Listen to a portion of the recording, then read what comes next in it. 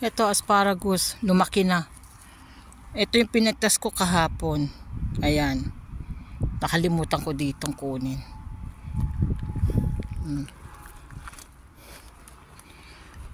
Dati marami yan, hindi mo makita kasi. Daming damo, daming bulak. Yan, yung pinaka-highway. Yun. Bababa ako dyan, dadaan ako dyan. Tapos, akit ako dun sa daan na yun. Pataas hanggang sa hills. Yan. Ito ang lugar namin. Kung saan doon ako nakatira. Yan. Yan, mga ubasan lahat yan.